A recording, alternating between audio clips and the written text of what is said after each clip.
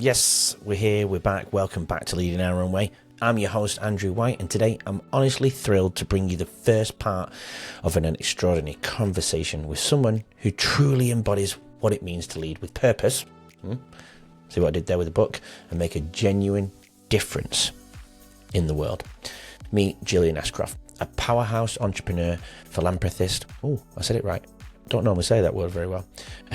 She's a change maker who's revolutionising the care industry while touching countless lives, doing incredible things along her own journey. Gill, though, is the founder and CEO of Exceptional Care, which operates a portfolio of around 30 care homes and Think Tank Academy, a pioneering force in social care training. But her impact extends far beyond business success. You might know Gill as the incredible woman behind the Three Flying Fish.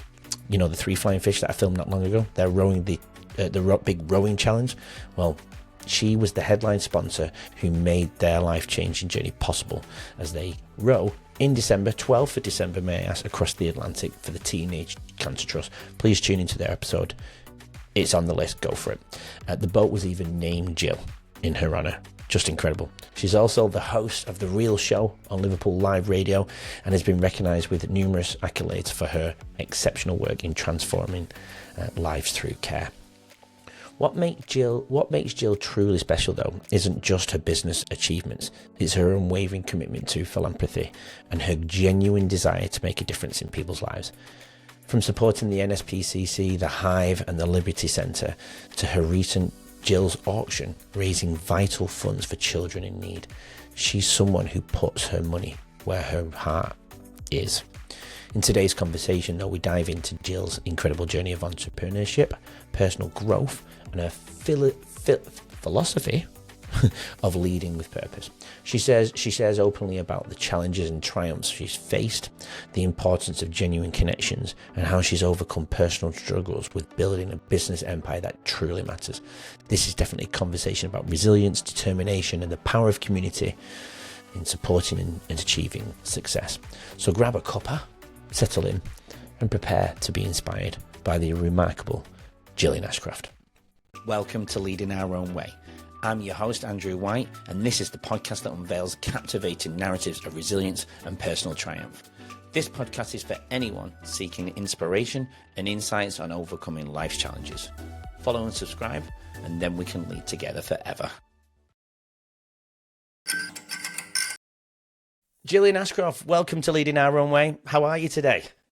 I am brilliant, and I want to say thank you so much for inviting me onto your podcast, Andy. I think it's important that we actually start there because I think it's a pretty cool story how we met. Definitely.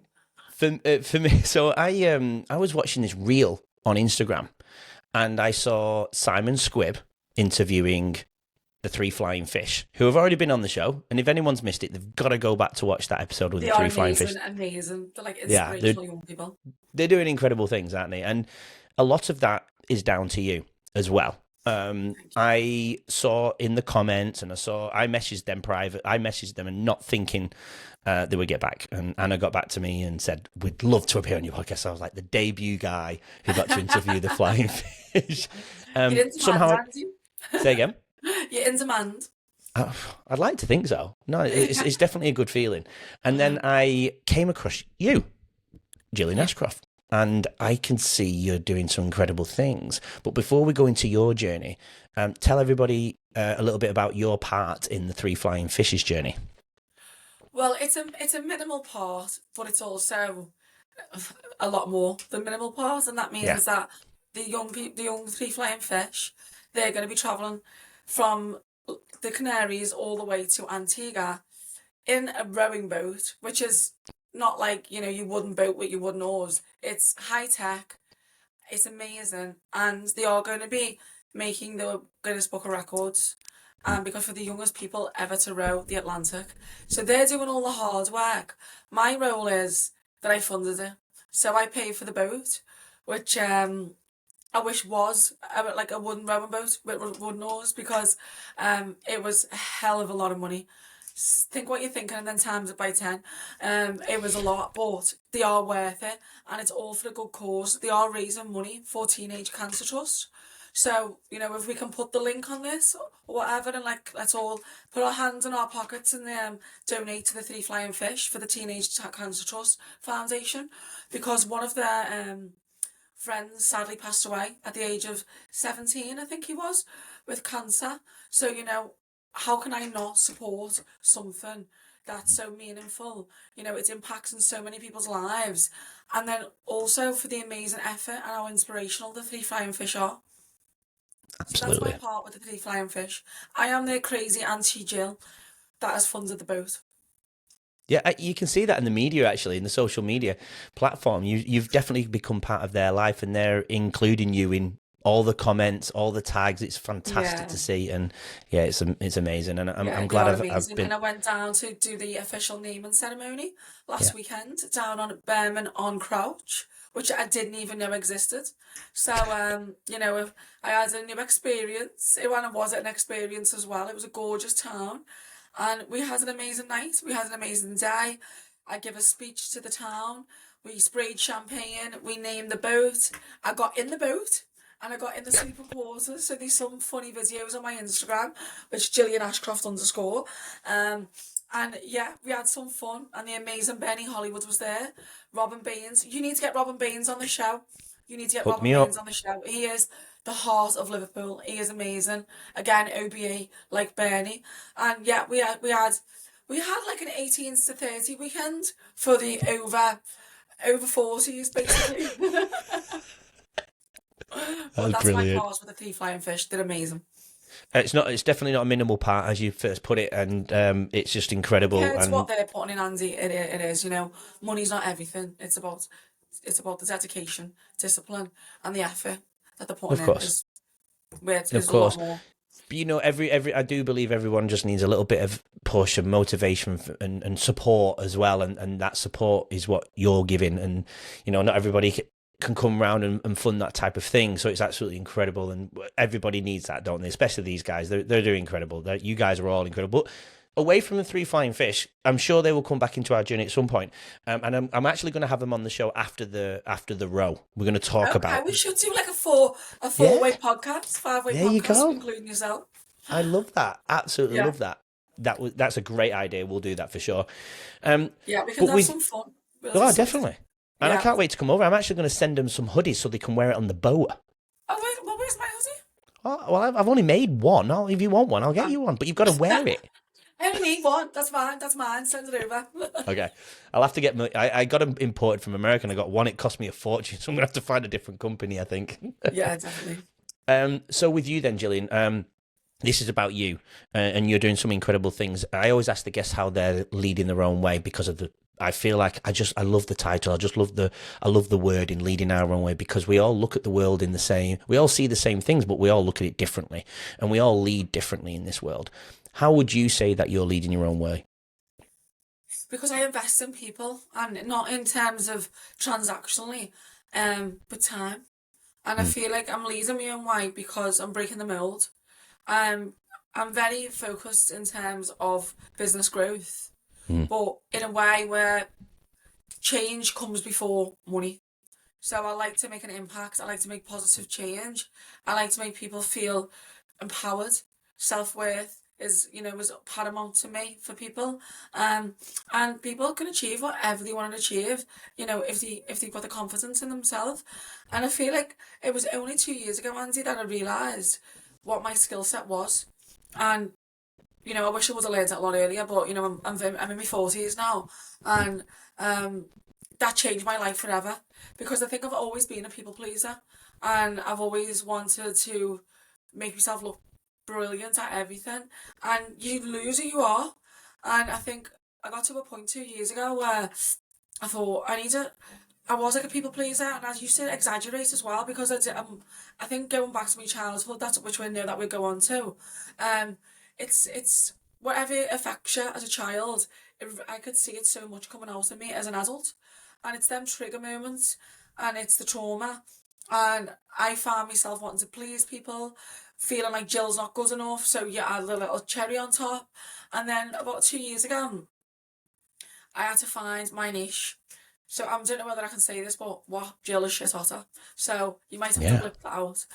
No, we can swear. Go away for it. Yeah, for sure. Yeah, because that's all I ever do. And once I found that, it was like no stopping me. But I found it at the same time as I realised that my focus needed to shift from money to shift to just doing good and helping the world and helping people one person at a time. And when I lost that financial, like, rat race driven mindset, everything else started to change. I realised what I was amazing at, and I realised that I just wanted to do good in the world. And I don't mean that as a cliche, like, something got off, Miss World, or I just want to have world peace. It's not about that. It's about, I just feel like entrepreneurs are superheroes. And if it's a shame when we don't use our superpowers. So I've used my superpowers, i.e. with the 3 flying fish, and we'll wrap it up in a nice little circle there for the beginning of the conversation.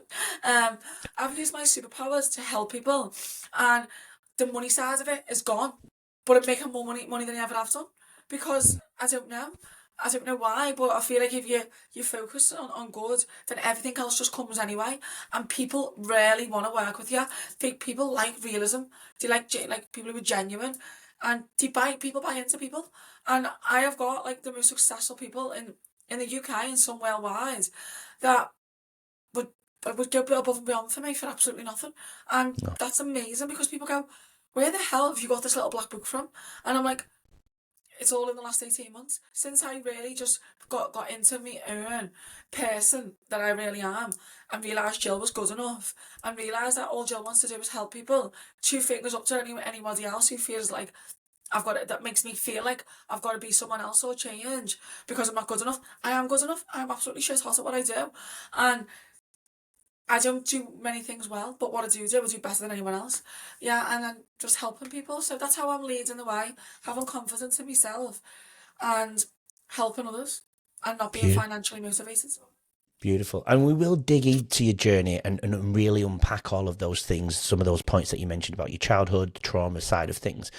But we definitely start and a little bit deeper of how you're leading your own way. Let's go through those like 18 months and share to the people some of those superpowers, that some of those shit hot things that you are good at and what you've done with your time in the last 18 months. And as well, paint a typical day as well. I think that's fascinating, because, it's actually quite funny. We've known each other now for some time, and we've struggled to... I just want to say to everyone who's listening, I am the biggest pain in the arse you'll ever meet. Andy has tried to get me on this podcast. I think this is like numero 6, but I've got 4 children, and I've got a husband, and my mum lives with me, and the house is like, it's like posh shameless. That's all I can say. It's posh shameless. And then I go to work, and it's like corporate shameless. So I am absolutely, like, I am surprised the man in the little white coats haven't come and took me away in a straitjacket. So, and if I'm not feeling like I'm going to go to a mental institute, I'm in another country, so where we can't get signal or something like that. So Andy has tried many times. So, and I think we had technical problems before, and he was like, "No, you are not going anywhere. We are doing this today."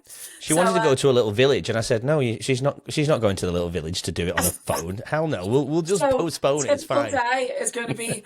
I could write a trilogy on a typical day. Taking you back to the last 18 months, get the popcorn out. And I will be back on the show if everybody wants me. For sure. And tell you further on. But taking it back to not January 2025, but January 2024 is when it all changed for me. I mean, I've always been an entrepreneur since I was 18. And we'll go back to that on my journey. But I've always been an entrepreneur, but it just went to another level. I won Great British Entrepreneur of the Year. Hold on. I don't know whether you've got a picture, Andy. Let's see the I've got a picture. Is it this one? It's that one. And I didn't just win one, I won 2. Won 2? Is this the second one? Here it is, the second one. Yes, that's it. And Jill looks quite hot on that, I'm not going to lie. And so does my friends and family. If she may as well say so herself. Set of boobs, Jill. Yes. Well, I wasn't going to say that. Your husband's got my number, so he might phone me. I'm just joking. So yeah, I was the only person up at that point in the last, I think it was 12, 13 years, who's ever been up for 3 categories. and I won Amazing. 2. So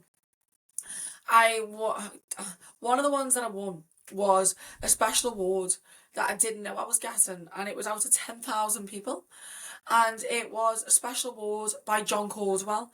Now, he is the billionaire who sold Phones for You, and he owns children. He owns 2 charities, Carswell Youth and Carswell Children. Might want to tag him into this, actually. Yeah, we will. And he chose me for a special award for the amazing work that I do.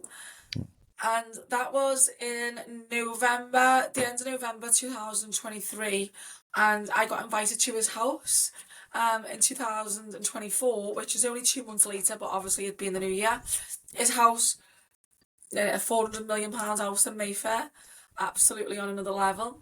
And I got a little phone call because I'm quite close with his charity. I started working with the charity and doing a lot for the charity, and I spent time with people. So I was going down to his big, massive centre in Stoke, £16 million building that he built out of his own money. It's worth 26 now, so he's quids in. And I started to get really close with the staff. So I get a phone call to say, just a little heads up, make sure you bring socks or slippers to John's because you're not getting in your high heels. So I was like, okay, noted. Thank God for that. Then I seen the guest list and I was like, shit, I need to literally, something has got to bring the attention on me because this is my only one shot to be in this room, do you know what I mean? So it's like, okay, so I got told Rod Stewart was going to be there, Penny Lancaster, they actually didn't turn up on the night, but you had Jimmy Choo, you had Karen Millen, you had some of the biggest, most successful, Peter Andre was there, you name it. I know, it's like, the room was filled, Will I Am with his good friend Tim Wade, the room was filled, and then just really rich people basically. And I was like, okay, I seen this guest list. I probably missed a load of amazing people out, but I can't think off the top of my head. And I was thinking, I weren't allowed to bring a +1, so I had to walk into this room, and I was like, how can I bring all eyes on me? So are you ready for this? Go on. Do you remember the Labyrinth with David Bowie? Yeah. Do you? Are you just saying it? You look like you're like... No, I genuinely do, yes. So do you know the worm? From the wall. The little talking worm. Oh, God, it's been like 15 years. Oh, well, listen, catch up on the Labyrinth, because, I know it word for word. So the little worm on the wall is iconic. You need to Google it. Everyone else Google the worm on the wall. And I paid £80 for a pair of worm slippers from the Labyrinth. And they were these, big blue... slippers with the big worm head, and I had this gorgeous couture suit. It was I looked fabulous, and I actually sounded like I love myself, but it did look good. And at the bottom was these big worm slippers. I was the centre of attention. The only thing is that people didn't want a picture with me. They just wanted a picture with them looking down at my slippers. So, but it was... The thing that the little icing on the cake was nobody else got the memo. So I had Karen Millen hiding her toes underneath the table because they were tall stools and tall bar stools with the tall tables. And I was like, Karen, what are you doing? She was like, well, no one told me that we had to take our shoes off. I haven't had a pedicure. She had half a nail varnish on each toe, and there's me. I look like I was in the know, and I took centre stage in that room that night, and my life's never been the same. I went on a roller coaster after that. My friends, I've always got my childhood friends, obviously, but my network is something else. And it come from that night, and anything I need, whether it's in Parliament, House of Lords, House of Commons, on the celebrity, front, if I need a singer, I need a DJ, anyone famous, it's just a phone call. It's great. If I need to make change, or we'll move on to something that I'm doing in the future. Well, I'm actually doing it now, but it's launching, and my group of friends, have been able for me to within one day sign 100,000 businesses up to my new venture. I've got a small cohort of people that are the most powerful people in the UK that generally are amazing to be around, because everyone I'm surrounded, well, not everyone, right? Majority of people work for me or want something from me, or just would stand all over you to get on top of you. Does that make sense? To be above you. And it's like doggy dog. I go to this little cohort of friends and they make me feel safe. They do you know everything that I'm going through because they've been there and done it, because they're all the most successful people in the UK. Yeah. They genuinely will do anything for me, and they do.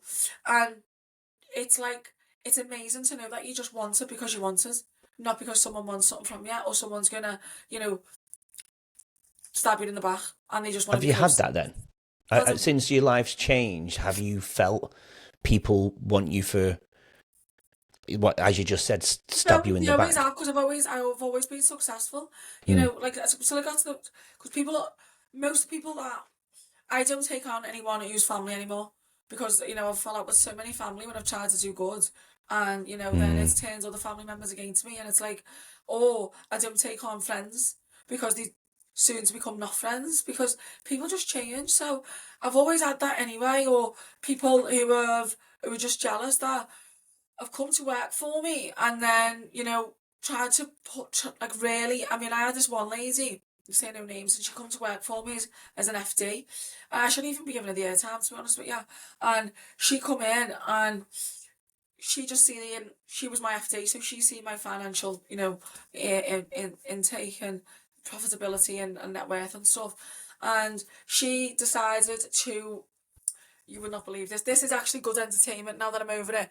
I was sat in my cinema room one night, and it was a Saturday night. I got a phone call, and oh no, I got a message. TikTok, TikTok, and it was like, "You've got 10 minutes to do what I say." I am not joking. And by the way, I'm from the inner city, so she has another thing coming. And the bandana is a representation of like the UK Bronx that I grew up in. And it was like, TikTok, TikTok, you've got 10 minutes to do as I say. If you don't, I will tell your husband you're having an affair with one of the staff members. She set up a whole like sequence of events to make her story sound legitimate to my husband, and I'm not joking. And I give her a job at like an 90,000 pound salary, and that was just out of the blue one night. It got worse. It got worse. She did tell my husband that I had an affair. I told her where to go, and basically I said, come down to my house, and let's have this conversation face to How do you know it was face, her? because it was her number. She messaged me. Oh, right. Oh, so she knew what she was doing, and she knew that you would know it's her. Yeah. Oh.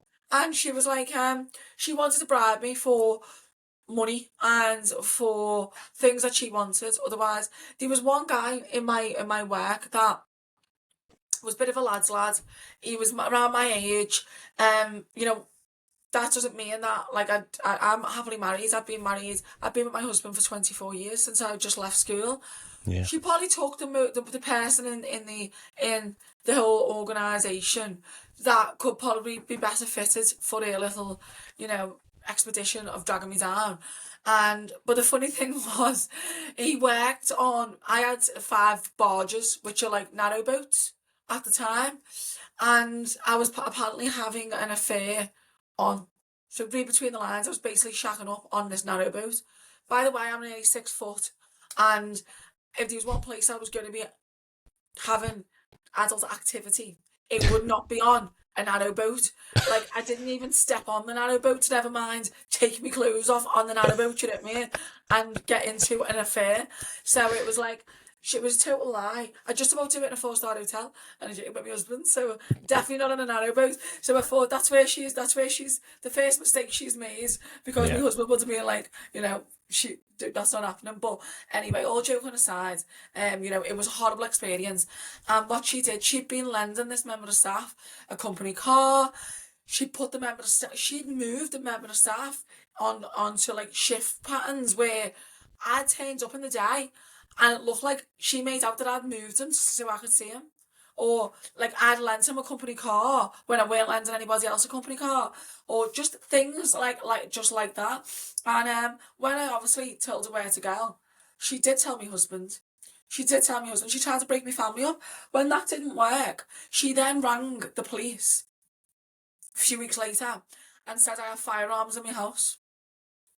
And it was luckily enough that one of my good friends is shit hot barrister, and just by chance, she come across it. It flagged up on the police system, and they were about to come through my front door as armed guards, armed police force, with my kids in my house. So that was another thing. And then it got to the point where she had, obviously I let her go from being working for me.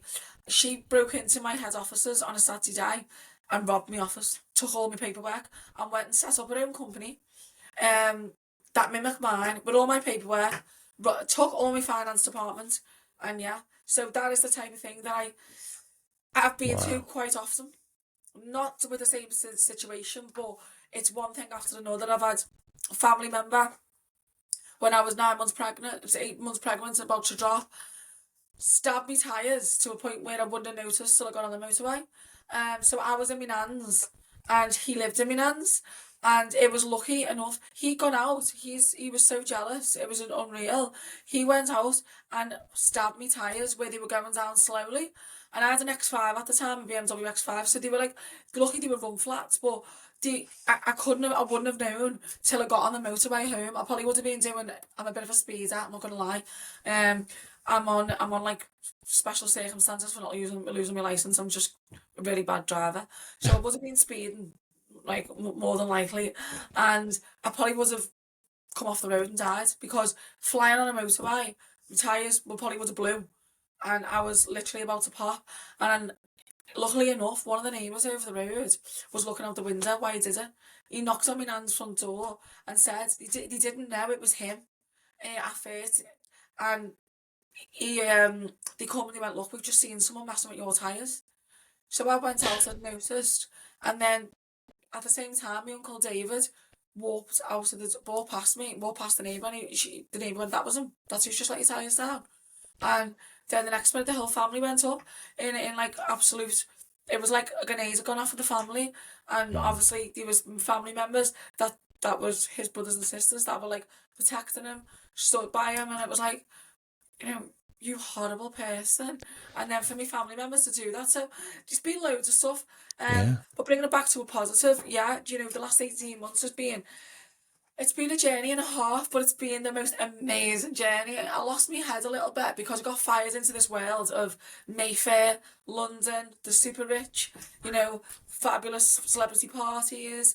I was going places that, did take me by surprise, and I lost my head. I was saying yes to everything because I was like, right now I've worked all my life for this opportunity to be getting to the places, and I was saying yes to the things that I really didn't need to say yeah, but I didn't know that I didn't need to say yes to them, which now I would be like, no, yeah, whichever one suits.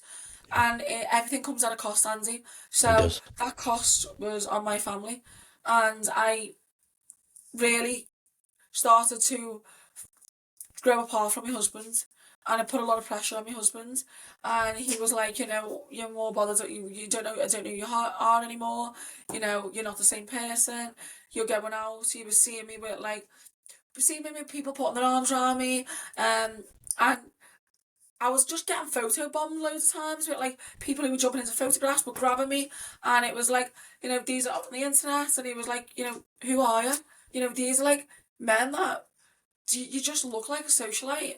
You're losing who you are, and they're touching you in ways where I'm your husband, and obviously they weren't touching me in ways that were sexual, but just ways that really did take its toll on my husband, which then took its toll on the family.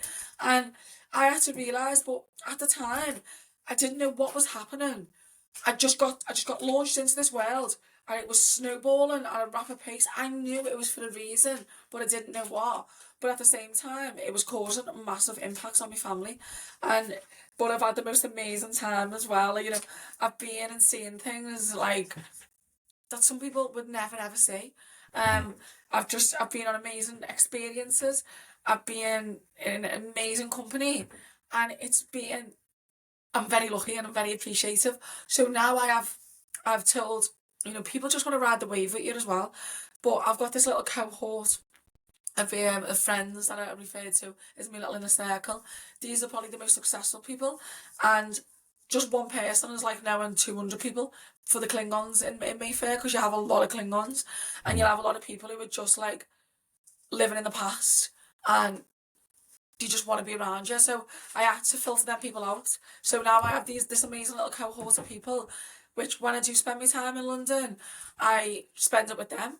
And I get to really, because sometimes you can see too many people where you never like nurturing a relationship. So really, it's no point in even seeing anyone because you're never getting anywhere. And Yeah. all you do is put business cards in your bag and they never come out. Or you Yeah. never see that person again. Then you move to the next event. And it's like you do the same and you're thinking, what is the point? Because I'm not even getting nothing from these events. I'm getting a paid nice house, loads of nice food and champagne. But then at a cost to my family, what's the the ins versus the outs in terms of worth it? So I've really got myself into a settled place now. I joined a private members club, which was which is just the funniest place.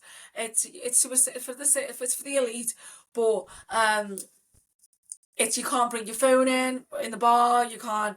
It's very much security but it's just a load of people who are very safeguarded because who they are, let loose. I absolutely love it. It's like Ibiza 1991 every Friday night where people are just having the best time in a safe environment.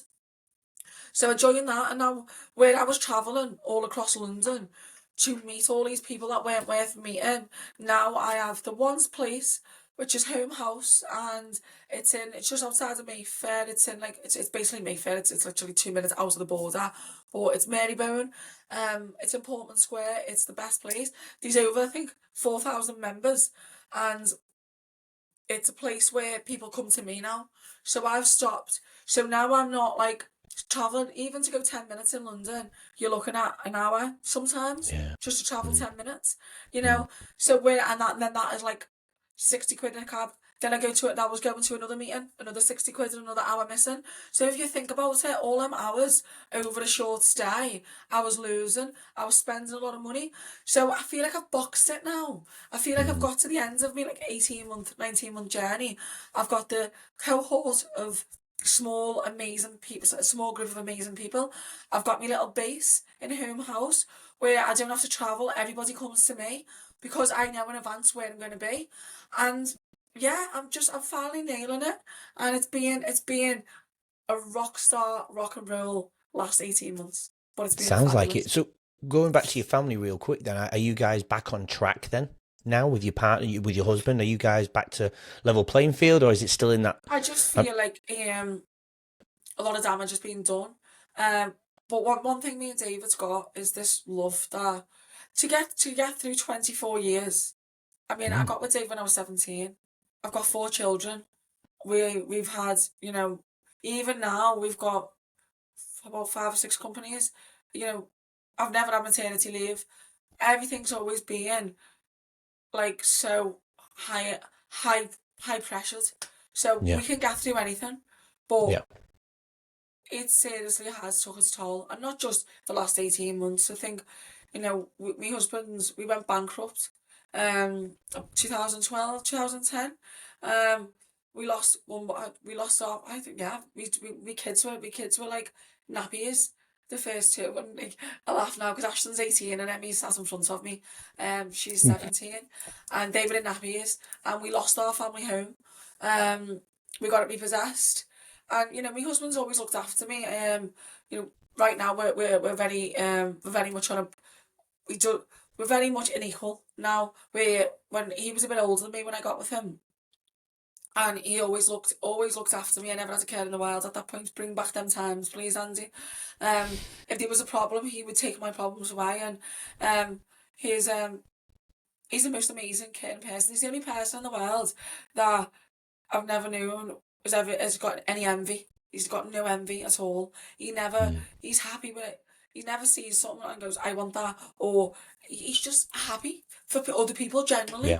And but Amazing. we went through a lot. So it was probably back then when he went bankrupt that the real pressure started in our relationship. But we're getting through it. Yeah, for every marriage has its ups and downs. It's the last 24 years and 4 kids and all in businesses to go through bankruptcy, to go through like all the things that we've been through. There must be something there, Andy.